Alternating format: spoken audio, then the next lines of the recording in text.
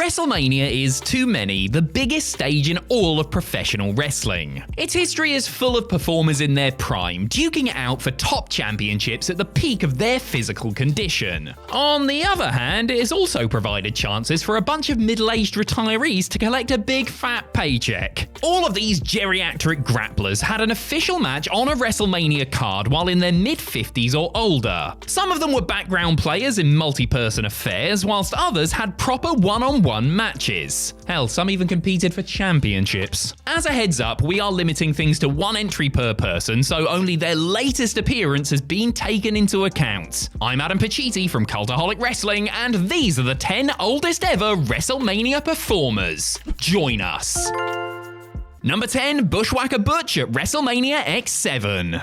The Gimmick Battle Royal. Nobody knows why it happened, but everybody is thrilled that it did. The third to last match on the WrestleMania X7 card featured a whole host of wacky characters from WWE's past attempting to throw each other over the top rope for no reason other than pure entertainment. Just some of the ridiculous names involved were the Goon, Doink the Clown, Repo Man, Jim Cornette, and Duke the Dumpster Drosy. Also present were Golden Era tag team the Bushwhackers, comprised of Luke and the subject of this entry, Butch. Real name Robert Miller, Butch had a 2.5-year advantage over his teammates, making him the second oldest person in the match at the age of 56 years, 5 months and 11 days. Both whackers lasted about halfway through the bout, unfortunately coming nowhere near the grand prize of, what was the match for again? Did the winner get their parking paid for? Anyway, this marked the first WWE appearance for the Hall of Fame team since 1996, and only their second ever Mania outing, their first one coming at number 5 12 years prior. This was also their final in-ring appearance for the company. Number 9, Stone Cold Steve Austin at WrestleMania 38 Night 1. When Kevin Owens started calling out Stone Cold Steve Austin ahead of WrestleMania 38, rumors began to swirl that the legendary Hellraiser might just be returning to the ring. Austin hadn't wrestled since WrestleMania 19. His body was knackered in 2003, so surely it wouldn't be ready for action in 2022. Wait, what?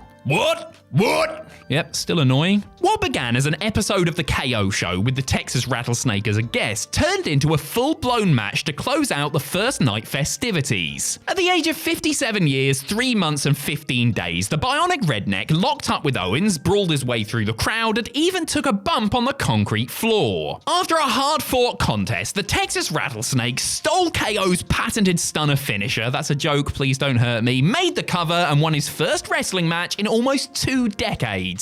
Not only does this make Chili McFreeze the oldest person to win a Mania main event, but he is the oldest Mania main eventer full stop. Number 8, Lord Littlebrook at WrestleMania 3. Older performers doing their thing at WrestleMania is more of a modern phenomenon, but it did happen a few times during the early days of the event. At WrestleMania 3, King Kong Bundy took on Hillbilly Jim. However, they weren't alone. Both men were joined by 2 Little People wrestlers. Jim's partners were Haiti Kid and Little Beaver, who only narrowly missed out on this list. On Team Bundy, the walking condominium was backed up by Little Tokyo, and the subject of this entry, Lord Littlebrook. Born Eric Tovey, Littlebrook was from England, which you would have to be to have a name like that. He got his start in the circus in the 1940s before quickly moving into the world of wrestling. Amazingly, he is credited with being one of the first wrestlers to hit moves from the top rope, long before the likes of Jimmy Snuka were flying through the air. Littlebrook, who passed away in 2016 at the ripe old age of 87, isn't just one of the oldest WrestleMania performers ever, but he's also one of the only Little People to have ever competed on the grandest stage. Hey, even the mighty Hornswoggle never did that. Number 7, the Iron Sheik at WrestleMania X7. Just when you thought we were done with a Gimmick Battle Royal. The original plan for the ending of this 5-star classic was to have American hero Sergeant Slaughter win, giving the Mania crowd a feel-good moment to cap off the nostalgia fest. However, career heel the Iron Sheik ended up with the victory, so why did WWE do this? Well, as it turns out, they didn't have much of a choice. Sheiky Baby had undergone hip surgery not long before the show and was physically incapable of taking a bump over the top rope to the floor. Thus, plans changed and Iran's number 1 was given the green light. The former world champion hadn't wrestled in a WWE ring since 1992, where he had played the role of Colonel Mustafa as part of a heel Slaughter's entourage. Like many of the names involved in the Battle Royal, this would be his final match for the company. This astonishing victory came just 17 days after the Iron Sheik's 59th birthday. This not only makes him one of WrestleMania's oldest competitors, but also one of the Super Show's oldest ever winners. Great job, Bubba.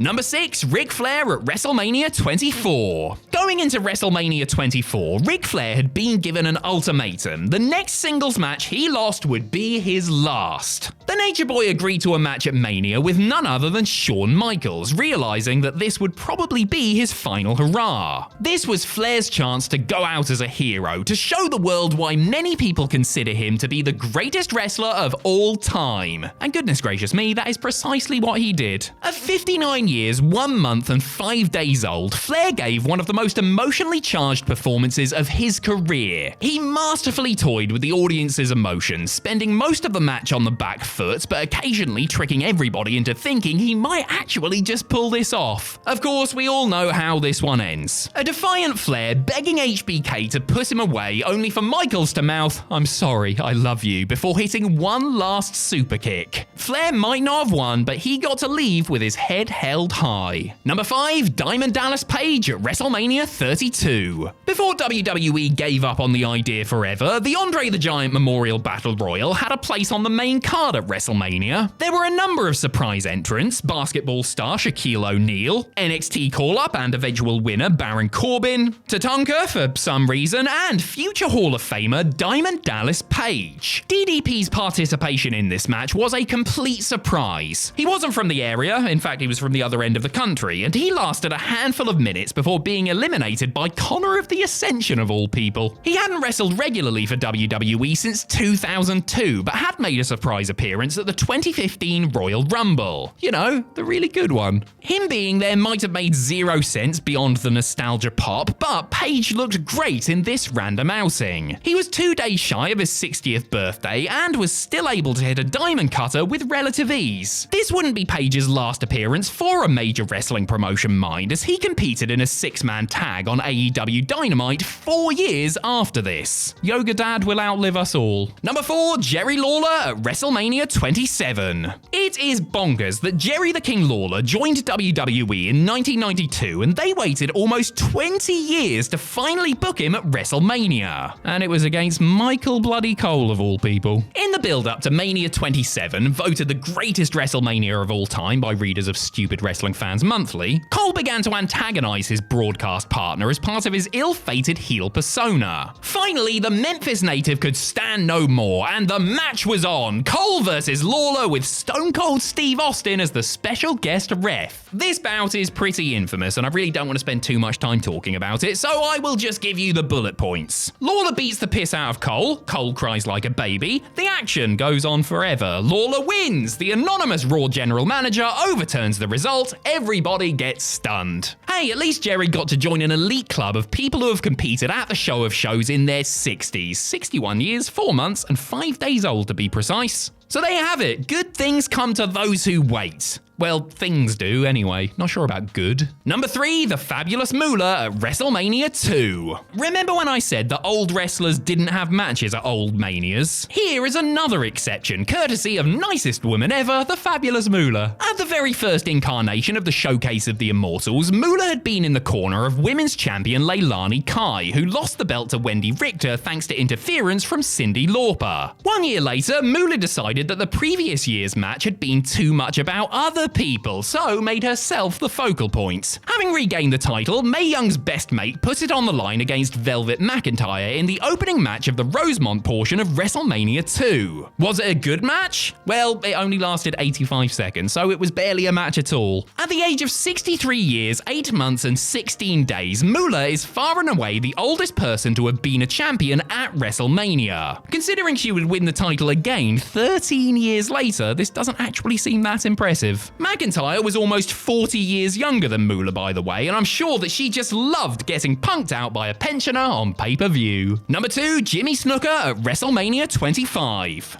If this had been a top 11, we would have gone to discuss the amazing performance Ricky the Dragon Steamboat put in against Chris Jericho at WrestleMania 25. Instead, we get to talk about a man who may or may not have murdered somebody. Great. Steamboat's magnificent comeback comeback had been as part of a 3-on-1 handicap bout pitting a trio of legends against Y2J. This was all because Mickey Rourke had been pulled out of having a match, so I guess he's the one you should blame for this. Alongside a 56-year-old Steamboat and a 55-year-old Rowdy Roddy Piper, Jimmy Snuka was also a part of this nostalgia fest. At the age of 65 years, 10 months and 18 days, he was the oldest member of this team by some distance. Superfly, of course, has a strong history with Mania, as he was part of the very first show as Hulk Hogan and Mr. T's cornerman, and at WrestleMania 7, he became the first victim of The Undertaker's streak. So, does that mean he was any good here? No, not really. Snuka was pretty bad, looking every bit his age. Mercifully, he was the first one eliminated, tapping out to the walls of Jericho. Number 1, Vince McMahon at WrestleMania 38, Night 2. Snuka's record stood for about 13 long years until it was broken by an even madder, even dodgier, even older man on the second night of WrestleMania 38. Commentator and overall shouty man Pat McAfee had just defeated Austin Theory. He then made the fatal mistake of calling out his opponent's manager, Vincent Kennedy McMahon. The then CEO of WWE got into the ring, took off his suit, and to the amazement of everybody watching, proceeded to have a match with McAfee. Was it absolutely dreadful? Did he need a hell of a lot of help from Theory? Did he win after kicking a football at McAfee's tummy?